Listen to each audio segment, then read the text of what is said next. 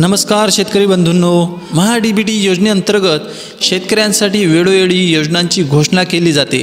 त्याचप्रमाणे आताही 2 योजनांची घोषणा करण्यात आली असून यासाठी काय पात्रता असेल, कोणत्या शेतकऱ्यांना या योजनेचा लाभ मिळू शकेल, किती टक्के सबसिडी मिळणार, तसेच त्याची अंतिम दिनांक काय असेल, या सर्व बाबींचा आढावा आज आपण या व्हिडिओच्या माध्यमातून घेणार आहोत। त्याआधी जर का आपण आमचे चॅनलवर नवीन असाल तर आमचे चॅनलला सबस्क्राईब करा।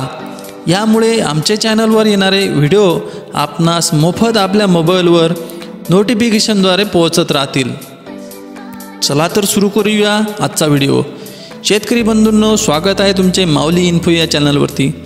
महाडीबीटी योजनेअंतर्गत आता 2 योजनांची घोषणा करण्यात आली असून याचे अर्ज आपल्याला महाडीबीटी या वेबसाईटवर जाऊन ऑनलाईन पद्धतीने करायचे आहे। यामध्ये काही योजना 100% अनुदानावर असतात, तर काही योजना 80% आणि 20% अनुदानावर देण्यात येतात। यामध्ये पहिली योजना म्हणजे तुषार सिंचन योजना आहे। यामध्ये आपल्याला 80% अनुदान मिळणार असून यामध्ये 5 एकरपेक्षा कमी असणाऱ्या शेतकऱ्यांना या अंतर्गत 80% अनुदान मिळणार असून ज्यांची शेती 5 एकरपेक्षा जास्त आहे त्या शेतकऱ्यांना 20 ते 25% अनुदानावर तुषार सिंचनाचे वाटप होणार आहे। यामध्ये आपण मिनी स्प्रिंकलरची सुद्धा निवड करू शकतो। तसेच ठिबक सिंचनाची सुद्धा आवश्यकता असेल तर आपण ठिबक सिंचनाचा सुद्धा लाभ महाडीबीटी योजनेच्या माध्यमातून घेऊ शकतो। यासोबतच या योजनेमध्ये शेतीची मशागतीसाठी लागणारे अवजारे जसे की 3 फाळ, नांगर, वखर, पेरणी यंत्र, मळणी यंत्र यासह इतरही बऱ्याच यंत्रांचा समावेश या योजनेमध्ये करण्यात आला आहे। त्यासाठी सुद्धा आपण ऑनलाईन अर्ज करून या योजनेत सहभागी होऊ शकतो। यासोबतच आपण ट्रॅक्टरसाठी सुद्धा अर्ज करू शकतो।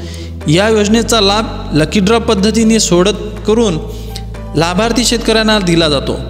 या सर्व गोष्टींसाठी आपल्याला वेळ न वाया गमावता महाडीबीटी या साईटवर जाऊन आपल्या नावाने लॉग इन करून नोंदणी करून आपल्याला हवे असलेल्या गोष्टीसाठी अप्लाय करून अर्ज करू शकता। यासाठी शेतकरी बंधूंनो, आपल्याला जर स्वतः अर्ज भरता येत नसेल तर जवळच्या आपल्या सरकार सेवा केंद्रांशी संपर्क करून आपला अर्ज भरून घ्या। कारण जशी जशी शेवटची दिनांक येते तसे ती साईट हँग होत राहते। यामुळे अर्ज करण्यास खूप मोठ्या अडचणी निर्माण होतात। साईट बंद झाल्याने आपण लाभापासून वंचित राहू शकता।